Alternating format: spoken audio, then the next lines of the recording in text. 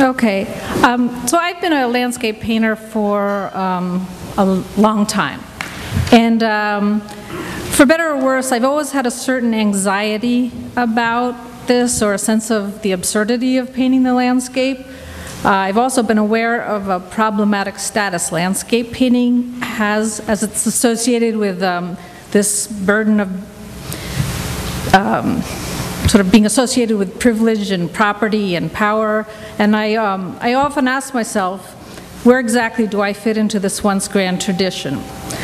Just the physical act of landscape painting involves carrying a large amount of stuff, easels, paints, canvases, sketching materials, to a location where chances are, if I'm not actually the target of unwanted attention, I am always attended by feelings of exposure and vulnerability.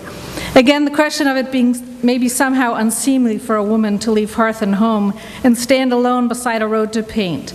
And those questions of what I'm doing as I stand there with my easel, I'm always carrying them with me.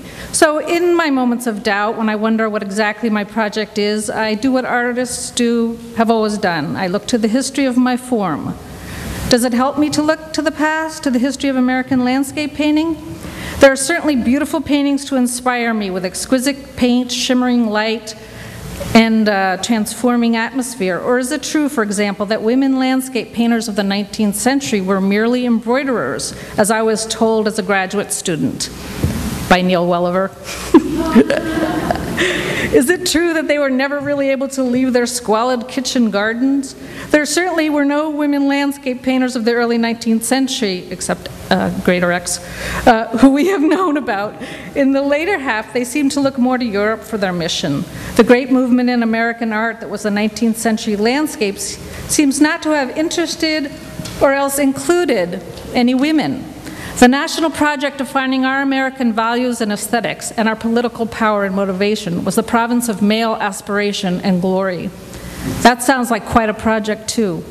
When I read what these artists were actually doing with their landscapes, I am awed by the hugeness of their ambition and the grandiosity of their vision, as you might predict, quite alienated from that mission. I think I saw that same show at the whatever, that museum. Yeah. Or one just after it that was curated by Turtner and maybe Alan Wallach, I think. But anyway. So what did I do? I invented a fictional 19th century landscape painter, Hannah Morse. And she is a very passionate and serious painter. She wanted more than anything to be a great landscape painter. She wanted to go out west and realize the national vision.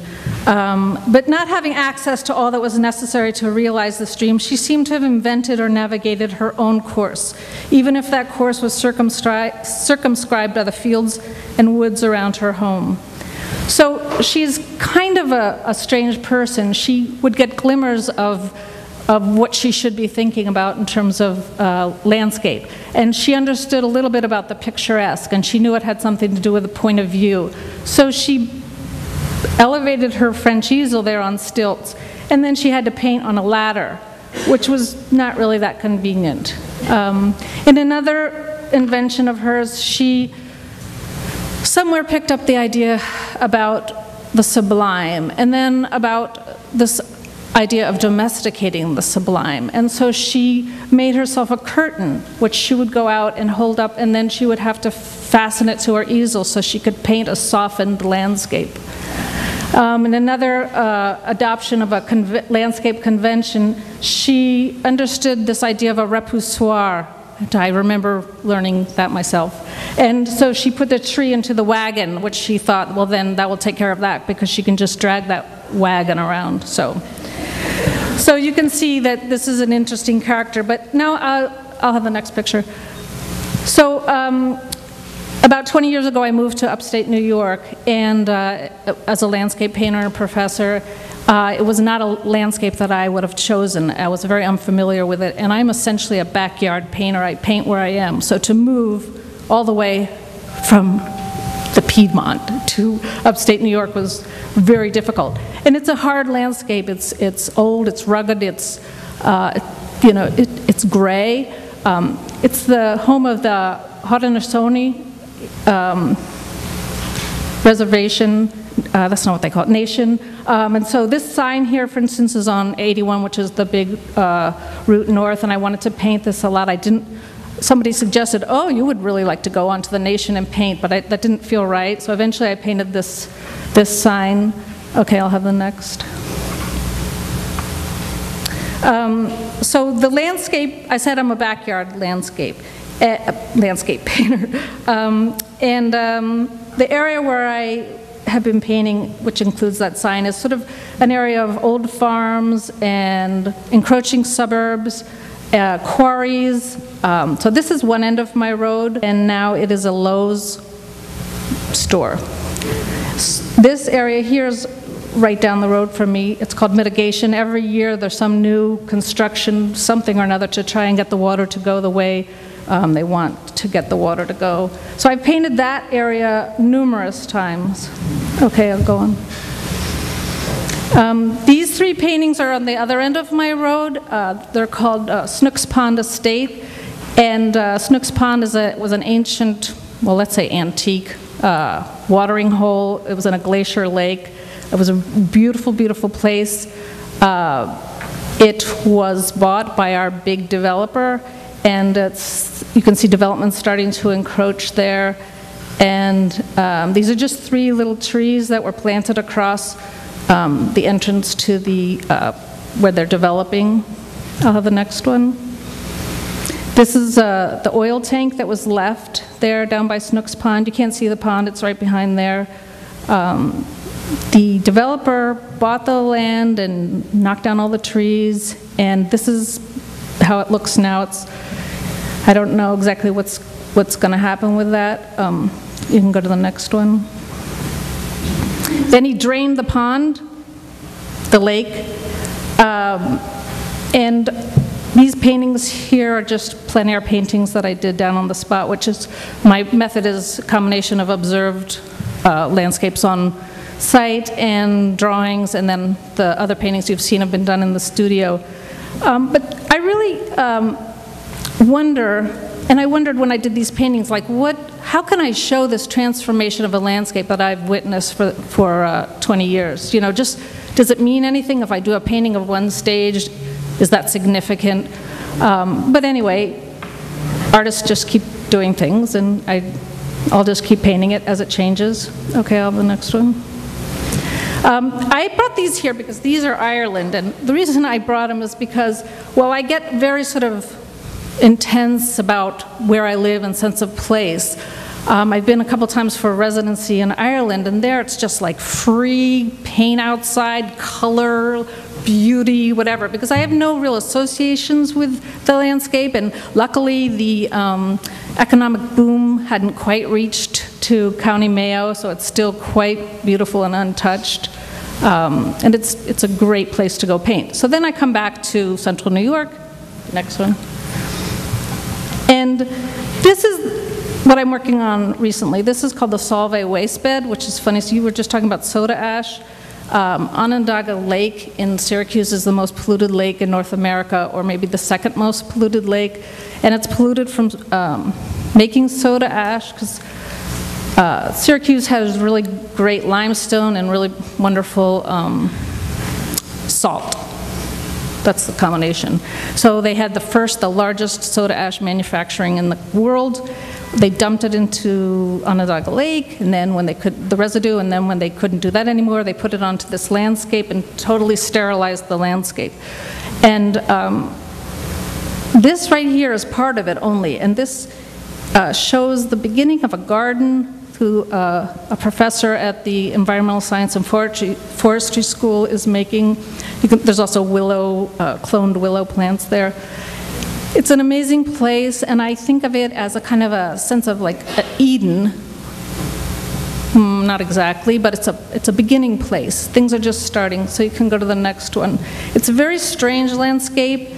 I've painted a lot of paintings. I wouldn't say they're great paintings. I don't even know what the paintings can show about it. I'm not sure if painting is the way to show anything about it, but that's just 2 examples of some of the paintings. And my last thing that I'm working on recently, in New York State, they're discussing now about hydrofracking. Well, I had read a lot about it, but I didn't think it was so bad. It sounded kind of environmentally great, you know, natural gas is so clean. Then I became aware that it wasn't so good, and I saw that in my county there, people had signed all these leases. I saw Gasland by Josh Fox, and all of a sudden I was like, oh my God. And the county below this is 50% signed leases. And I know some of you who've been to Texas and Wyoming have probably seen this. I don't know what you think, but I was so transformed by learning about this that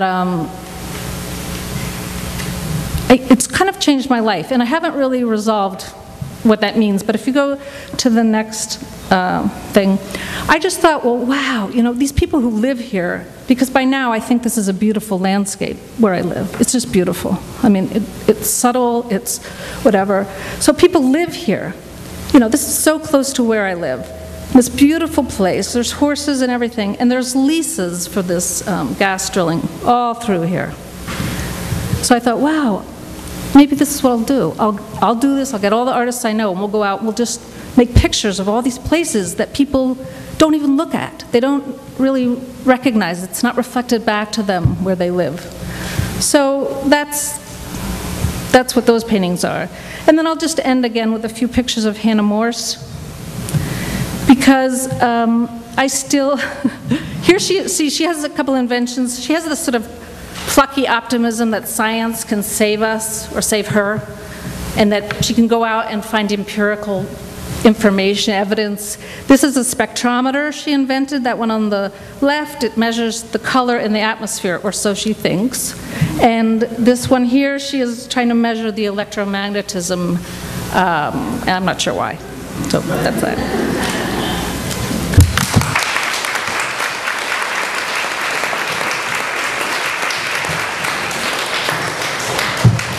Thank you, Sarah. Our next speaker is the director of the Newington-Cropsey Cultural Studies Center here in New York, and executive editor of American Arts Quarterly, which many of you perhaps read, hopefully. And he is the author of Knights of the Brush, the Hudson River School, and the Moral Landscape. An outspoken advocate of realism, the aesthetics of beauty. I'd like to welcome James Cooper. See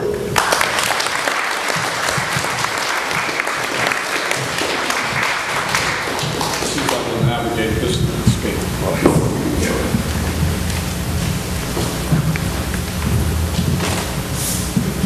Welcome. Thank you for coming.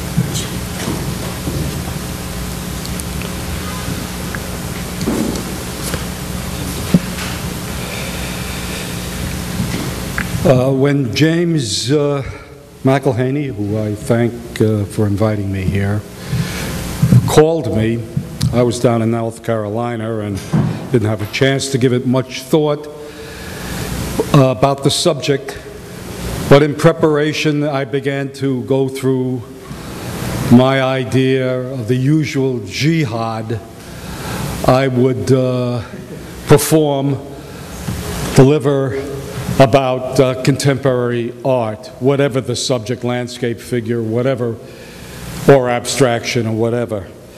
I would normally talk about postmodern kitsch, deskilling, deconstruction, minimalism, mediocrity and camp, and so on and so forth.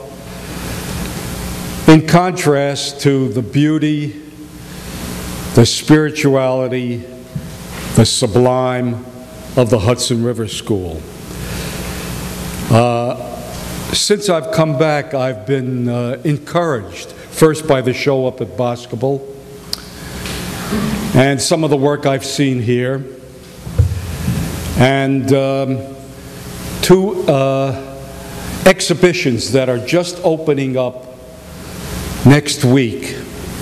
And just before I came in, thanks to the wonderful technicians here at the Art Students League, they were able to add a few contemporary slides, and all of a sudden I don't feel like a jihad. I feel we are truly at the beginning of something new. And it's not only in landscape painting, but it's in realism, it's in architecture, it's in poetry, it's in sculpture, monuments, memorials. There's a silent revolution going on. And the big difference between now and the 19th century is that in the 19th century, half this audience would be filled with politicians, perhaps Governor DeWitt Clinton, who took a vast interest, a deep interest in the culture of their times. On the 50th anniversary of the signing of the Declaration of Independence, two of the great founding fathers lay dying. They would die the same day. Thomas Jefferson, who, if he had done nothing else but invent federal architecture, neoclassicism, would be remembered to this day, and of course, John Adams. And there was a great consternation at that time.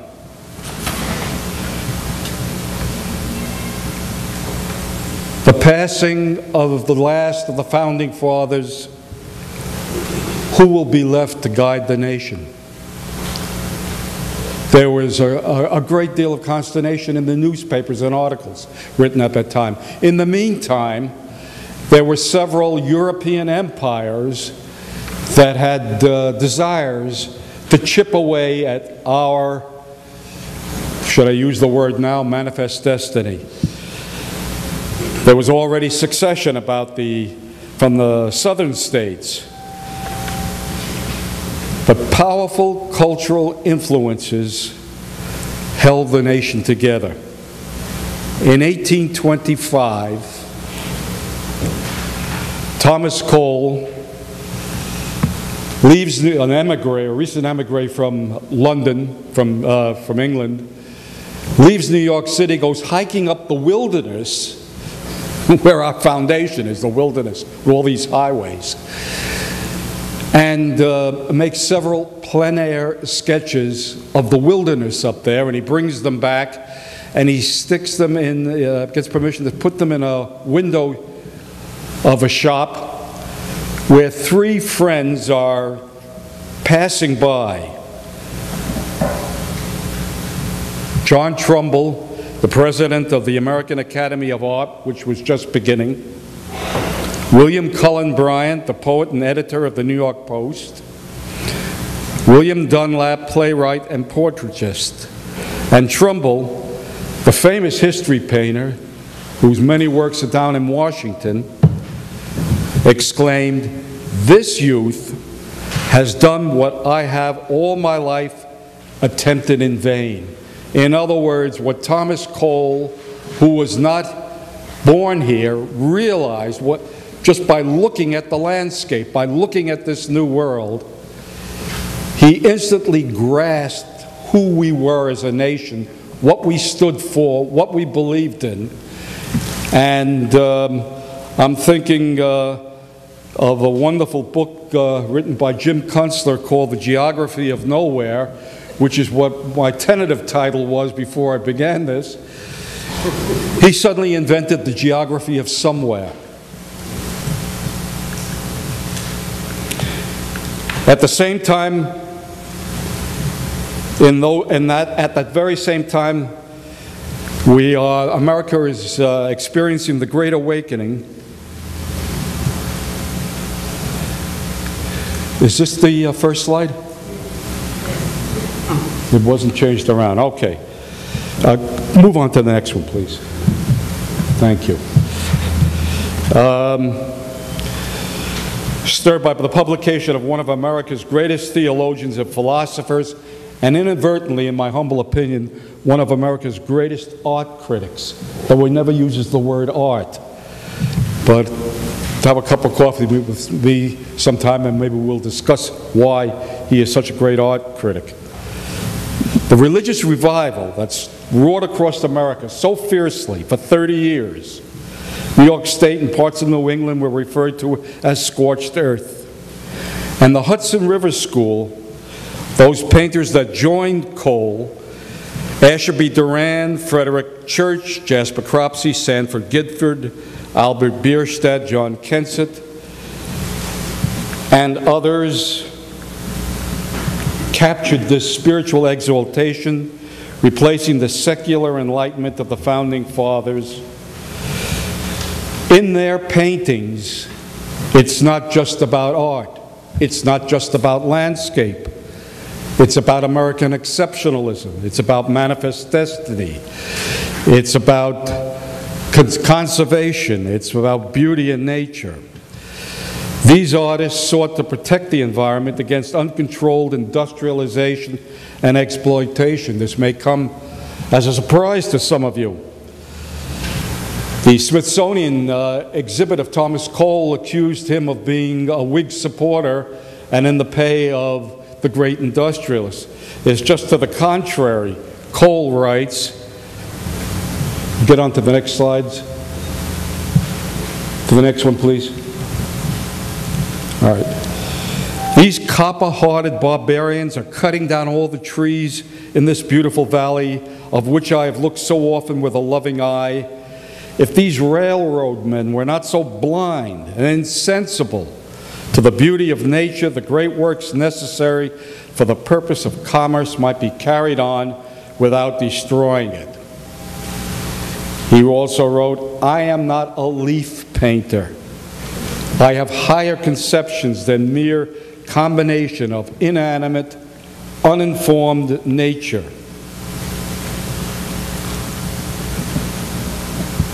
We get on to the next one.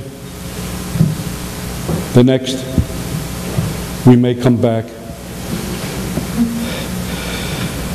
View on the Catskill is an idealized vision of the Arcadian scene inspired by the view from his front door of his cottage in Catskill, New York.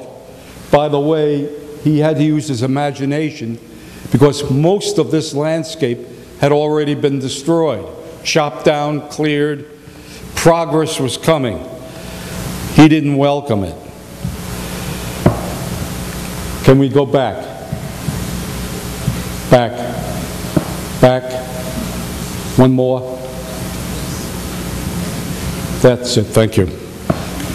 I appreciate the manipulation. This is Durand's early morning Cold Springs. A solitary figure stands on the bank of the Hudson River beneath a cluster of trees. In the distance rises the steeple of a church. He writes, I do not attend church service, the better to indulge reflection, unrestrained, under the high canopy of heaven. We can move ahead now. A couple of these paintings. Go ahead. Hold on. The Civil War changed forever the bucolic cultural landscape envisioned by these artists. And they're truly inspired paintings. They're not just painting nature. Most of these artists weren't even trained. They were almost acolytes in some religious movement to go out and not only paint nature, live in nature, feel nature.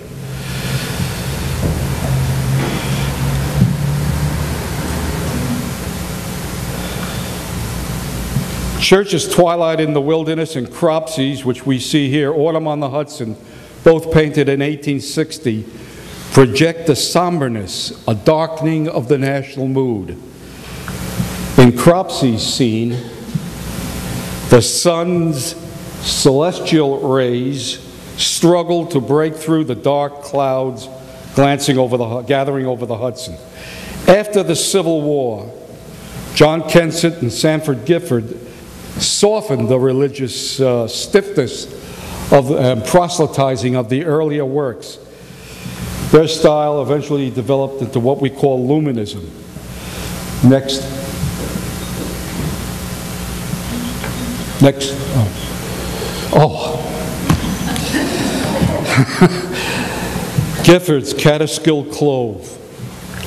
and Kenseth's Lake George. Next.